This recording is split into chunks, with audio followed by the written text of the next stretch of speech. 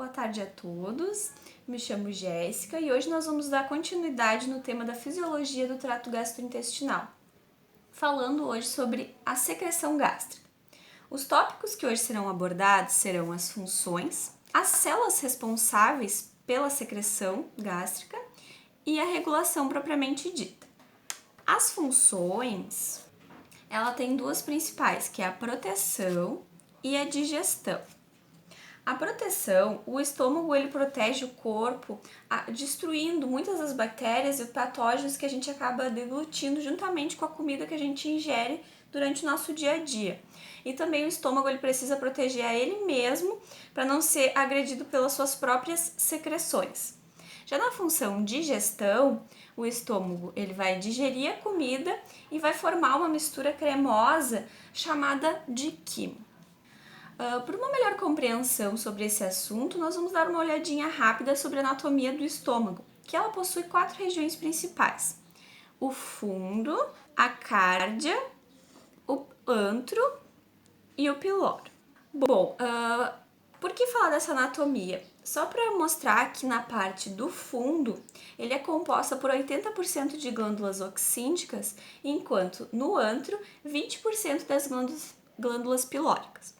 O que difere essas glândulas? Essas glândulas se diferem na diversidade de células, enquanto as glândulas oxídicas elas possuem mais células, diferentes células secretoras quando comparada com as glândulas pilóricas. Bom, agora nós vamos falar do tipo de células que estão presentes nessas glândulas que fazem a secreção propriamente dita. Tem as células da mucosa superficial, que secretam muco, as células da mucosa do colo, que secretam bicarbonato, as células parietais, que vão secretar tanto o ácido clorídrico quanto o fator intrínseco, as células semelhantes às enterocromafins, que secretam a histamina, as células principais, que secretam a pepsina, o pepsinogênio de forma inativa, e a lipase gástrica, as células D, que vão secretar a somatostatina, e as células G, que secretam a gastrina. Então, cada célula vai secretar uma substância que tem uma função específica e que tem um estímulo para que essa secreção ela seja liberada.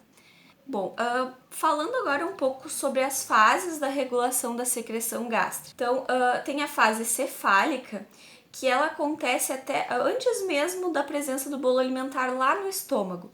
A gente já começa a ter essa secreção gástrica através do pensamento, da visão, do cheiro, do próprio alimento em contato com a boca.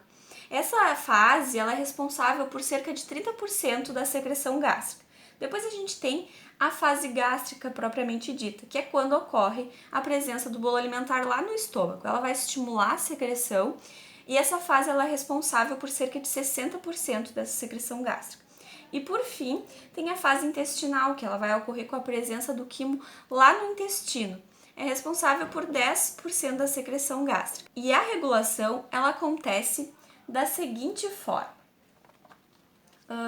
Quando ocorre a presença do bolo alimentar ou através do estímulo de reflexos cefálicos, vai estimular as células G, que secreta a gastrina.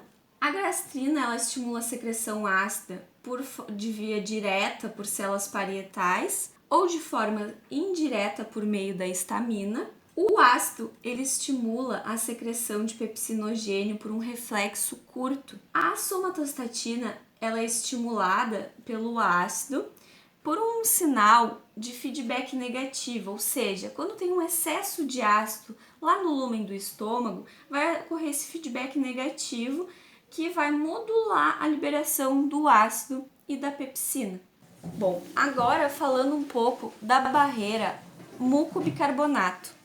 Sobre as condições normais, a mucosa gástrica ela protege a si mesma da autodigestão pelo ácido e por enzimas. E com essa barreira do mucobicarbonato, as células da mucosa na superfície luminal e no colo das glândulas gástricas, elas vão secretar essas duas substâncias. Que o muco, ele vai formar uma barreira física e o bicarbonato, ele vai criar uma barreira tamponante, uma barreira chamada de barreira química. Então, por hoje é isso. Muito obrigada pela atenção de todos e até a próxima aula.